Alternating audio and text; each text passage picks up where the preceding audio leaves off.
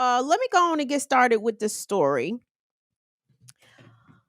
So, this week in DC, it is the Congressional Black Caucus Legislative Conference, the CBC, as it's commonly known. And it is a bougie display. it is a display of black politicos, black elected officials, black business people, black celebrities. I think Quavo was down here talking on a panel at the CBC about gun violence. It's an opportunity for all the bougies and the aspirational bougies to mix and mingle together. And this year's theme pertained to defending democracy, right? Now, anytime black people talk about defending democracy, I just want to slap the shit out of them because it's like in America, defending democracy for whomst? Whomst needs their democracy defended because niggas ain't never had democracy even in the fake ways that we had democracy after the civil rights movement. And fuck, even before then, even during Reconstruction, when they fake let niggas vote for about 2 weeks. and then they said, nah, never mind. Psych. We taking that shit back. No. Y'all niggas better not show up here to register to vote because somebody getting hung, right? And that's real.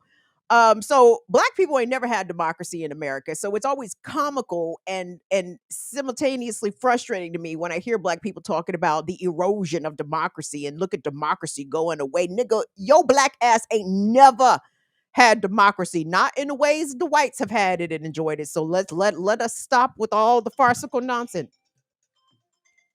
Mama, what is up? Hello? Hello? See, I have to answer when my mother calls because it's something might be wrong, right? Hope she meant anyway. I don't think she meant to call me. Does anybody else's boomer parents accidentally butt dial them on a regular basis?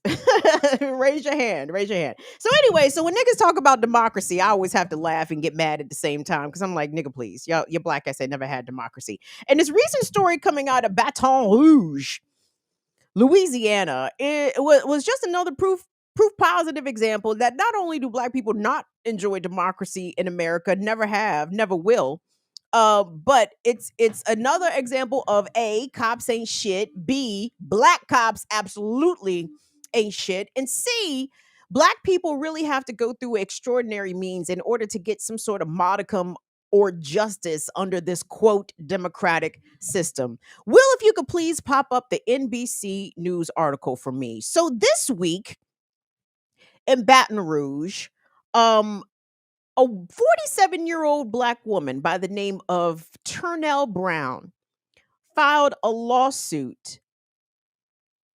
And in this lawsuit, Turnell alleges that as a part of a traffic stop, Turnell Brown, by the way, 47 years old, a grandmother, she was stopped by Baton Rouge police and was for a traffic stop, right? How many black people specifically end up dying as a result of a traffic stop? But fortunately, Turnell lived.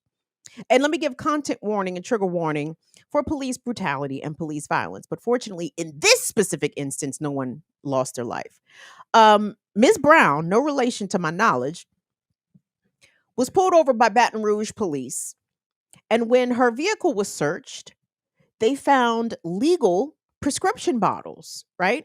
For medication that she was prescribed.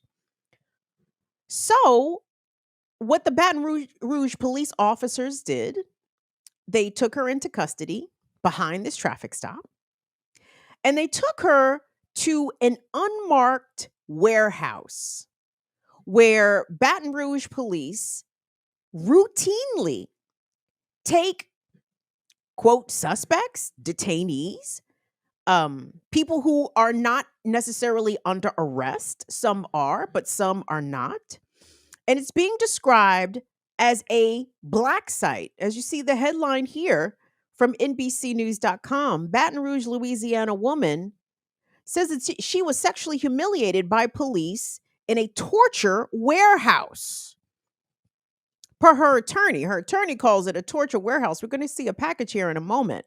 But let me describe briefly what Turnell experienced in this per NBC News. It says that when she was taken to this unmarked police location, which is just a nondescript warehouse, right? She was forced to prove that she was not hiding any drugs or contraband in her vagina and her rectum. Okay? In this article, it does not explicitly say how the police were able to achieve that goal to make sure that she was not hiding any contraband in her vagina or her rectum. But per the headline, you could see sexually humiliated definitely qualifies describing that action. And they held her there for 2 hours before finally letting her go without a charge. That sounds like sexual assault, does it not? And Ms. Brown's lawsuit is the second filed against the Baton Rouge Police Department.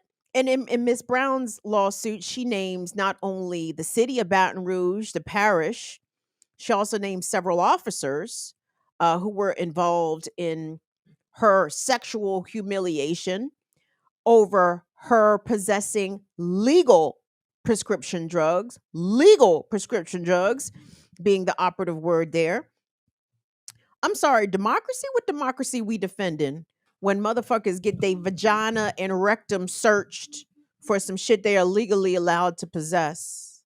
But anyway, I'm sorry, let me get off topic. You can take that down, Will. Let's queue up that package coming up.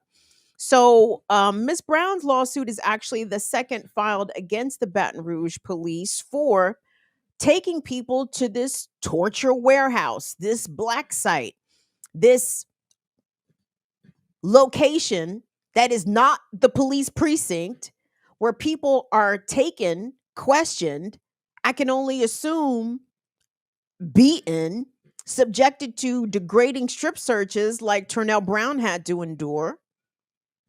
And this is not the first of this kind, but let's stick in Baton Rouge here for a second. So I want us to go to the package.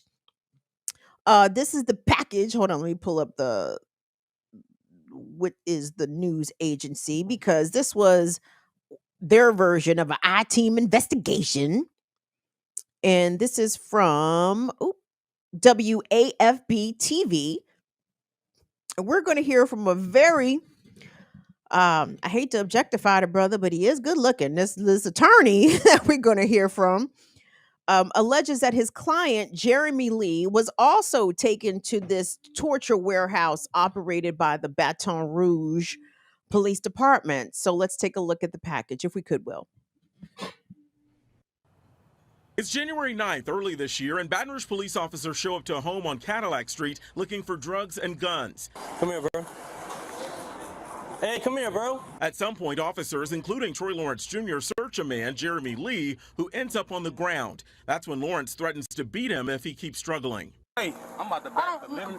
Turn your camera on. Turn your camera on. Stop touching me. Stop. Man, I'll turn around. 100% on. Police take Lee into custody and hours later drive him away in a BRPD unit. That's when one officer can be heard telling others over the radio where he's headed.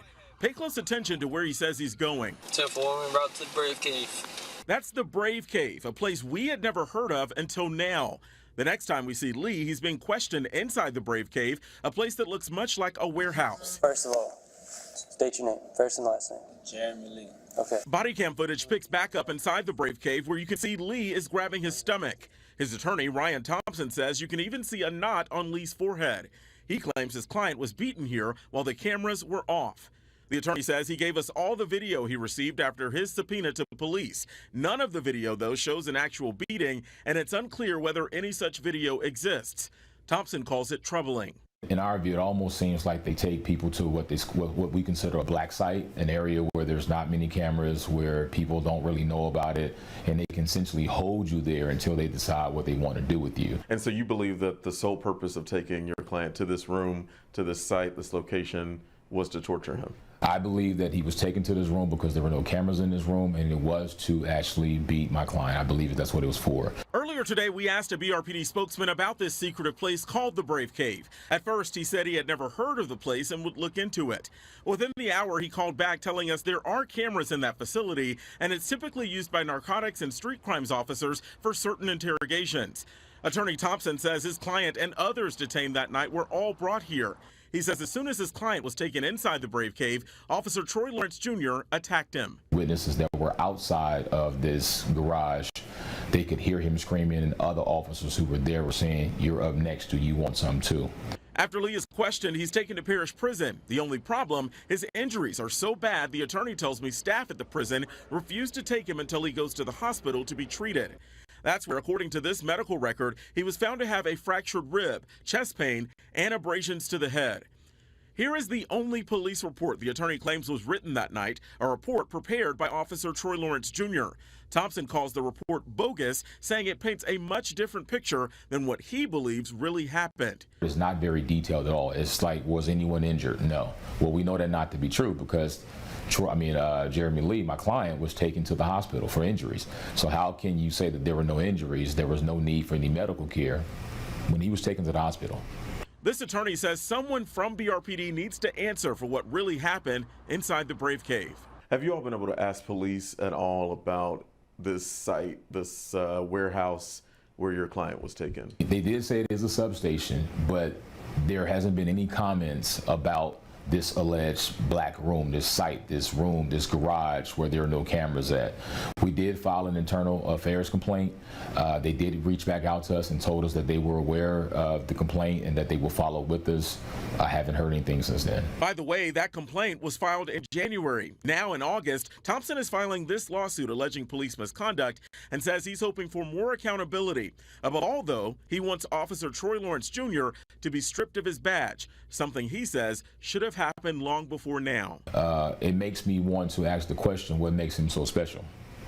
I don't know the answer to that, but if this officer is not stopped and taken off the street, he's going to kill someone. Troy Lawrence Jr. has been the subject of a number of reports by the WAFBI team. In fact, he's currently on leave as Internal Affairs looks into this video showing him punching, pushing, and grabbing a man's hair while trying to force him into the back of a unit. Stop! Look what he's doing! He's harassing this man and punching on him. The officer's actions have also cost you money. The city settling one lawsuit after another tied to his behavior, including this one where he drug a woman from her car by her wrist. He's also faced internal complaints from his own fellow officers, including when he tried to fight one of his supervisors. When interviewed by Internal Affairs, that same supervisor said he did not feel comfortable working with Lawrence because he did not know what he was capable of. It's no secret this is the son of a senior official at BRPD. Why has he not been terminated? Why does he get so many opportunities for remediation or for training when clearly at some point someone has to say that this isn't going to work out for him, he needs to be taken off the street? It's worth noting his father is Troy Lawrence Sr., a BRPD deputy chief. That's why this attorney now questions what, if anything, will be done about this officer's behavior. We hope there are some changes within the department that come forth from this, and we also hope that Troy Lawrence Jr. is individually held accountable himself. He needs to be fired. And when we asked about video from the Brave Cave, we were told there are cameras and we should be able to request copies from that encounter. We did put in a request today, but now we're told we can't get it because it's part of a criminal case. Liz? All right, Scotty. Ooh, interesting reporting there, you guys. And yes, you heard correctly. Officers were taking detainees, as it were, people, residents of Baton Rouge, taking them to something called the Brave Cave. Now, Brave is an acronym for Baton Rouge Area Violence Elimination. This is a specialized unit within the police department. How much have we heard recently about specialized police units within the department themselves? Those motherfuckers who are supposed to be anti-violence are actually the ones bringing the fucking violence. Isn't that amazing? What was the cop's name? Troy Lawrence Jr.? Well, there has been some news surrounding him even since that piece has aired. Hold on, let me pull it up because, and Will, you don't have this, by the way. I just got this together. But Officer Lawrence not only was fired from the Baton Rouge Police Department, he has now been charged with battery. He was issued a misdemeanor summons, I believe, in just this week, which is pretty interesting. And I have to say that the fact, yes, Troy Lawrence Jr., yes, Troy Lawrence Jr., the former Baton Rouge Police Department officer. Now, I'm not sure if he was fired, if he actually was able to resign. I think he resigned. Let me walk that back. I do not believe this officer was fired. I think that he was able to submit his resignation, and his resignation was accepted by the police chief. But he has now been charged with battery, and this is according to a department spokesperson there in Baton Rouge. Now, interesting, there's a lot of interesting things about this, first of all. It is absolutely sickening and deplorable that people are treated this way, but this is the intention and the mission of policing as an institution here in the US. They are not here to uphold laws. They are not here to ensure public safety or even ensure the peace in communities. In fact, they will use violence, they will use harassment, intimidation. It doesn't matter if it's sexual violence, if it's physical violence, if it's psychological violence, the threat of violence. And I can only imagine if you found yourself in handcuffs at the arm of the Baton Rouge Police Department, and they taking you to a fucking unmarked warehouse for questioning. Surely you must think you about to disappear, right? Why aren't you taking me to the regular fucking police station? Why are we going to the precinct? We going where? To this blacked out building? Now, I watched a press conference with the Baton Rouge chief of police and the deputy chief of police, both of whom are black. Black cop, back cop, back cop. Stop shooting black people. We all got to drop. You don't even get paid a whole lot. Take your M16, put the pun lock. Both of these niggas got up there and said that, number one, they never heard of the Brave Cave. The chief of police got up there and told the media, he said, Brave Cave? I ain't never even heard of that. You ain't heard of it. He said he was aware of the existence of this warehouse. It's a warehouse owned by the city. He knew of its existence. He had never heard it referred to as the Brave Cave, right? That's a red flag, because that tells me that your subordinate officers, but likely are doing some shit that either you don't know about or you don't want to know about, their chief of police. The other aspect about the Brave Cave, in this press conference that I watched, they claim that there are cameras available, as you just heard in the reporter's package there, that there are cameras there. And that particular warehouse is used almost exclusively by the narcotics unit and the anti-violence elimination unit. And it's like, well, why do these separate sites exist? And listen, the only reason they exist, just like regular, police here in the US and the military, right? CIA black sites, military black sites, wherever the fuck they doing to people down Guantanamo Bay.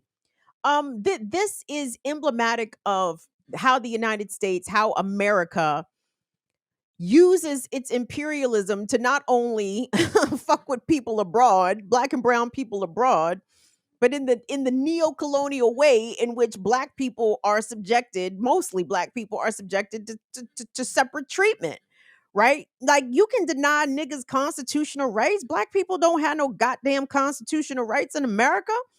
You can take people to places outside of the precinct, and not to say that even if they went to the precinct that they would be treated equitably, humanely, and adhering to their constitutional and civil rights, not even. But the fact that they want to take them to a whole separate spot that's off the books, basically, just tells me that the opportunity there at that particular location was always there for abuse, for torture.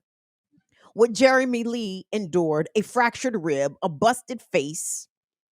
They wouldn't even accept him at the jail until they sent him to the hospital for treatment. And in the fucking incident report, it the question, was the detainee injured? They said no.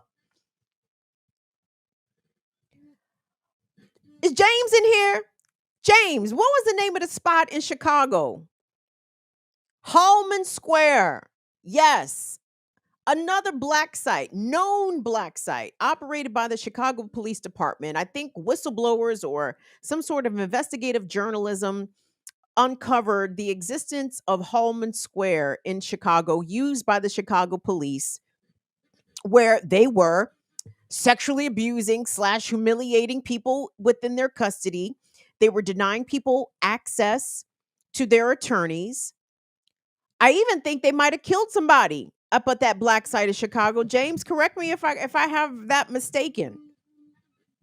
But it's like more people need to be made aware, because I think that we have, not anybody that watches this show or anything like that, but there is too much blind faith given to police. The police are out here ultimately doing the right thing, that there's only a few bad apples and actors, and that's wrong.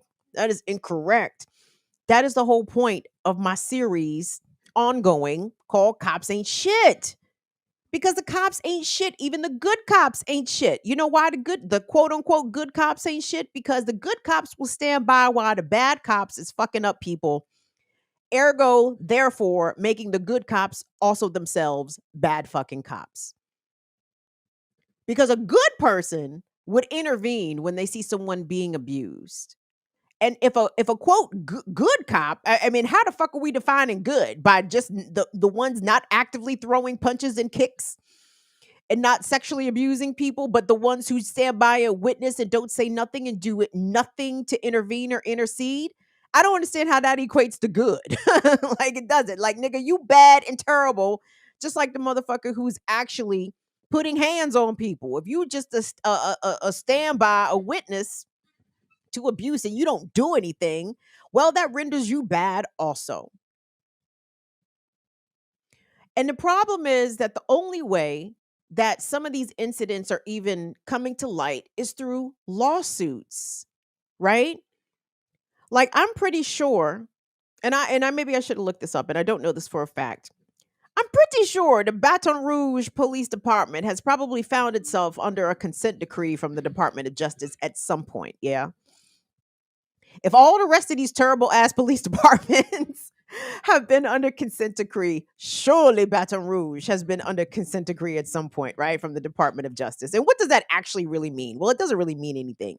It means that the feds come in, they do some investigations, they do some ride alongs, they write a report, they make recommendations, they may send a monitor out there every now and again to see if improvements is being made. And usually improvements are not being made, right? Ask the residents of Baltimore City. Baltimore has been under, Baltimore police, that is, has been under consent decree. When would you say? I would say maybe 2016, 2017, Will, somewhere in there, when the DOJ issued their report. This is coming after the murder of Freddie Gray, of course. And I assure you, policing in Baltimore has not fucking improved, right? So I don't even know what these DOJ consent decrees are really here for. I guess they're there just to simply document the shit. They don't improve it. They don't end it. They don't stop it. But this is every police department.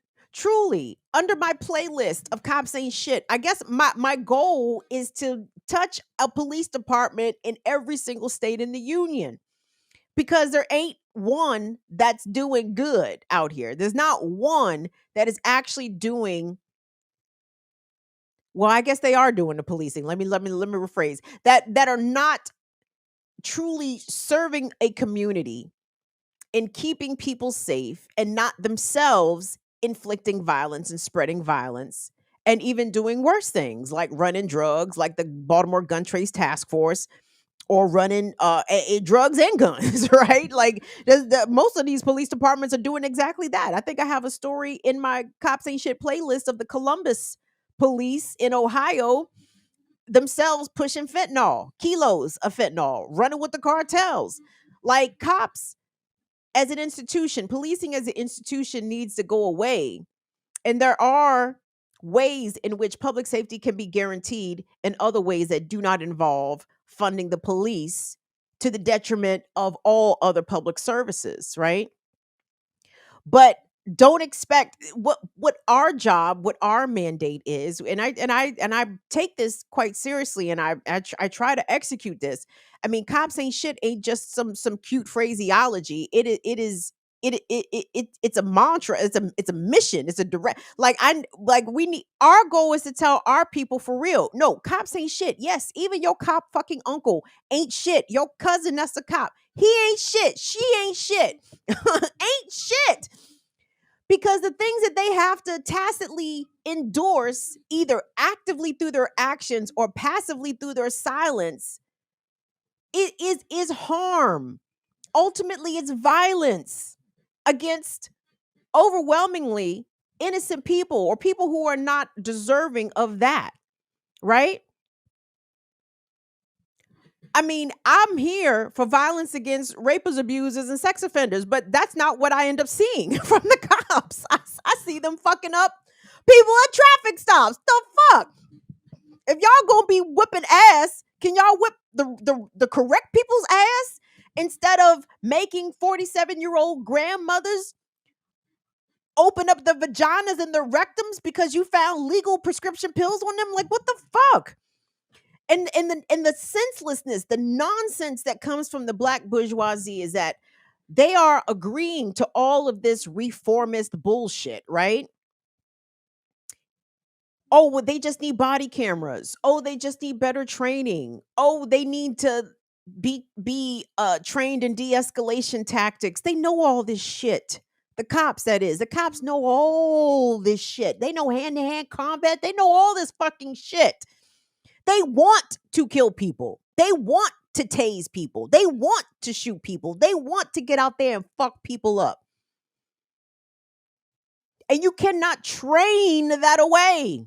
That is not a training issue. That is you are hiring fucked up people issue. Let me tell y'all something real quick. So where I live in Prince George's County, Maryland, there was a story.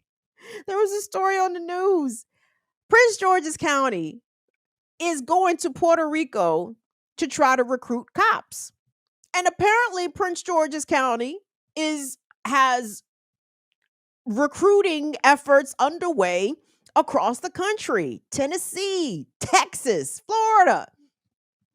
And the bullshit that the local news outlet here regurgitated is the PG County Police Department is looking for the best of the best.